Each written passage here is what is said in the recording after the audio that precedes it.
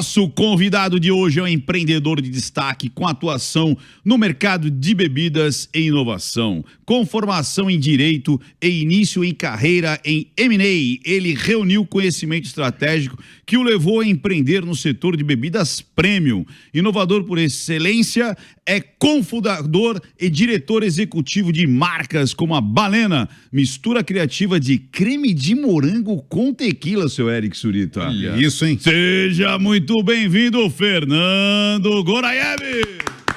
Obrigado. Fernandão, prazer recebê-lo aqui, cara. Obrigado, é um prazer estar aqui, é um prazer conseguir dividir um pouquinho aí do que a gente sabe. E mais uma vez te falei que eu sou a audiência de vocês, então sou fã da Jovem Pan. Vai ser um prazer pessoal estar aqui e vambora. E conta pra gente, cara, um pouco da sua história. Você começou com M&A, mas depois foi...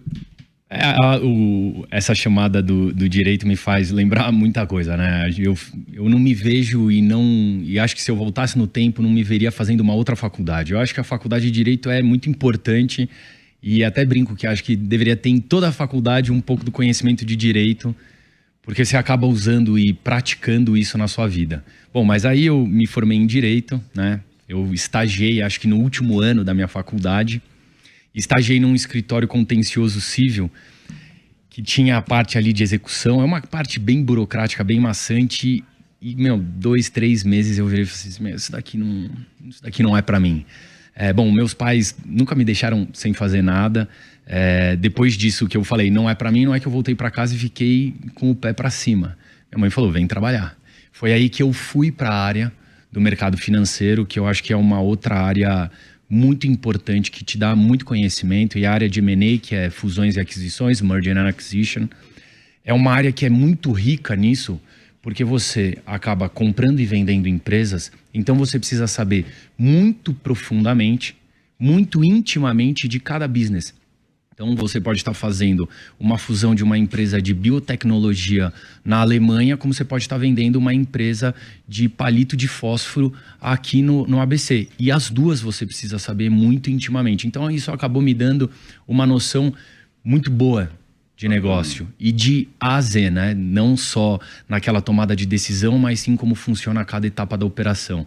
E aí depois disso eu acabei me aventurando um pouco na publicidade. Antes de começar no mercado de bebida eu me aventurei um pouco na publicidade. Eu tinha uns totens que exploravam o espaço publicitário com posicionamento em aeroportos e etc. E bom, entrei no mercado de bebidas e dei esse primeiro passo trazendo para o Brasil uma grande marca que chama Fever Tree. Hoje ela provavelmente ainda é a maior marca de mixers do mundo. Ela é a joia da coroa, ela é uma marca inglesa. Hoje capital aberto, deve valer em torno de uns 2 bi de libra na bolsa. E desenvolvi ela durante 10 anos aqui no Brasil. E foi muito importante, foi muito marcante, porque há 10 anos atrás, 8 anos atrás, a categoria de mixers no Brasil, hoje a gente fala abertamente, sabe o que é tônica, sabe o que é refrigerante. Antes não tinha isso. E o meu primeiro passo no mercado de bebida foi desafiador, porque eu tive que, antes de construir a marca, eu tive que construir uma categoria nova. Há 8 anos atrás, você entrava no supermercado, tinha refrigerante, você olhava para o lado, tinha água tônica da Antártica e às vezes tinha água tônica da Schweppes. Quando eu ia vender um produto que custava 5 vezes mais caro, eu percebia que não era ali que eu precisava estar, era numa outra categoria, e a gente construiu a categoria de mixers, e aí foi que eu fui fazendo, além dessa importação, a produção dos meus produtos hoje aqui nacionais. Mas é um jogo difícil, né, cara? É um jogo que você disputa com peixe grande, sim, cara, numa margem pequena. Particularmente esse business de importação, obviamente o produto ele é um produto muito bom. Então isso fez com que a gente pudesse ter a legitimidade de cobrar o preço que ele cobra. E a gente sempre usava, né, em treinamento, uso até hoje em treinamento, a Ferrari não quer fazer um Gol e a Volkswagen não quer fazer uma Ferrari. Então, se você consegue mostrar isso para o seu consumidor e fazer com que o on-trade, que é o restaurante, bar, balada, que é o primeiro posicionamento, se você consegue fazer com que o garçom, em 2, 3 palavras, passe essa percepção, na hora que o cara toma isso e percebe que realmente o drink dele, no caso gin tônica, tá completamente diferente, você pescou aquele cara e ele paga feliz. O problema é quando você não tem a legitimidade do produto. Então, assim, a Fever Tree, ela é eleita consecutivamente 10 vezes a melhor marca de mixer, a mais solicitada. Então, ao mesmo tempo que foi desafiador, porque era um produto muito mais caro, o gap era muito grande, e depois, quando a gente construiu a categoria, vieram alguns produtos no meio, que eu vou falar, um deles é um dos que eu criei aqui. E quando o gap era muito grande, por a gente ter essa legitimidade, foi importante e tiveram algumas coisas, assim, muito icônicas. Por exemplo, o Alex Atala, ele trazia o produto na mala dele. Quando ele descobriu que a gente importava oficialmente para o Brasil, ele trocou todo o cardápio dele para Fever Tree. O dono do Fasano, esqueci o nome dele. Bom, mas enfim, o dono do Fasano, que também é um amigo meu, ele trocou toda a rede para o Fever Tree. Isso é muito importante, porque passa a legitimidade do que você cobra, mas independentemente disso, foi um desafio gigante hoje entrar no supermercado e ver uma categoria de mixer é muito satisfatório. O Fernando, você tem uma trajetória no mercado corporativo, né? Trabalhando com fusão e aquisição. Como advogado, a gente sabe que tem toda essa parte mais estressante do dia a dia, e agora você trabalha produzindo bebidas alcoólicas, assim. Então, é quase que um complemento, né? O happy hour sempre fez parte da sua vida, foi por isso que você começou a entrar nesse ramo de bebidas? Eu acho que tem duas coisas. Óbvio, né? Você, para trabalhar nesse mercado, você minimamente precisa ser amante, porque invariavelmente você vai ter que experimentar o que você está criando. Mas sim, sempre foi uma pessoa que gostei muito de apreciar qualquer coisa. Então, eu sou aquela pessoa que vai no restaurante e fala que é o drink da casa. Ah, mas você nem sabe o que é. Pô, mas eu quero experimentar. Então, eu acho que essa paixão, obviamente, do mercado de bebidas e mais a experiência toda inteira de viagem, que eu acho que é muito importante isso, você conhecer outras culturas, é que me trouxe para a parte, e não só de importação, mas sim de desenvolver os meus próprios produtos. E aí hoje aqui no Brasil eu tenho uma marca de mixers que chama Saint-Pierre, a gente tem uma marca de RTD, que é tudo que a gente tem em Saint-Pierre, mas já alcoólico, como se fosse uma Smirnoff Ice. Tem uma marca de destilado, de gin e de vodka, que é o Burlone. Tem a Balena, que acho que é o grande sucesso, que está aí no hype do negócio.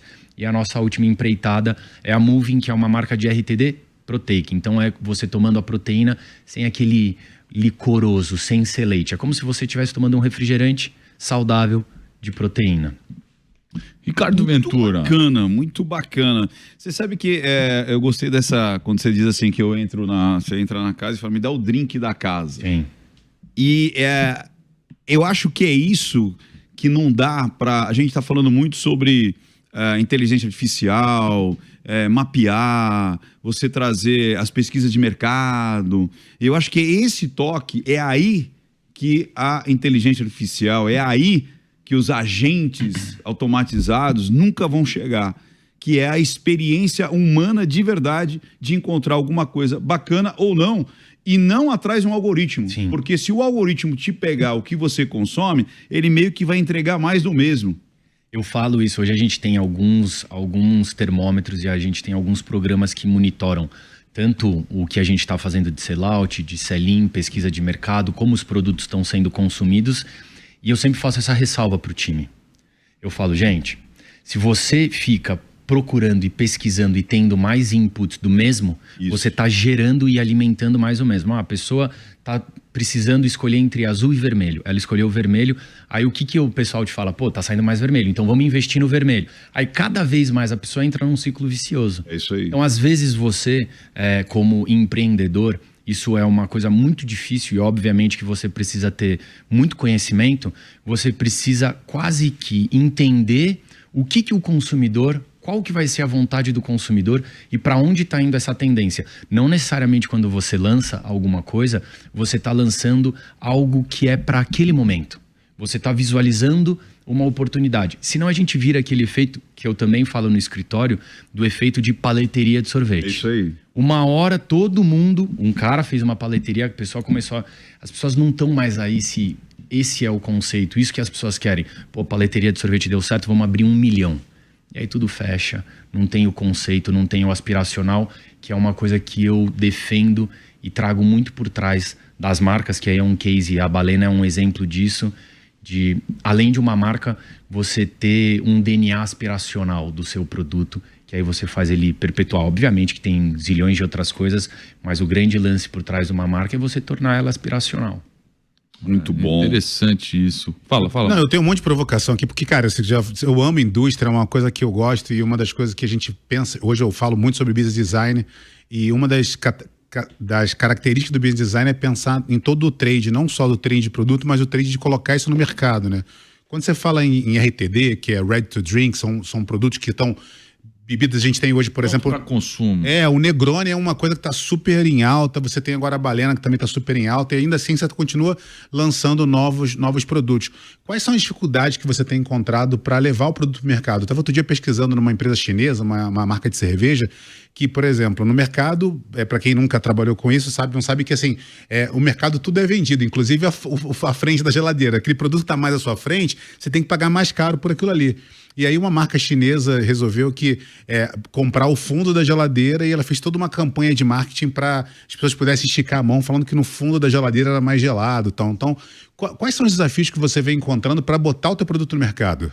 Eu acho que, assim, são diversos desafios, mas pensando no varejo, e eu acho que o varejo ele está passando e vai passar por uma transformação quase que forçada. O e-commerce está aí para isso. Então, especificamente do varejo, tem diversas dificuldades, desde espaço em gôndola até um sistema que faz a demanda, gera o seu pedido automaticamente, até o percentual de contrato, percentual de logística, posicionamento, preço, distribuição. Tem uma série de questões, mas se eu fosse pegar aí as 3 principais questões com relação a varejo, eu acho que é a precificação.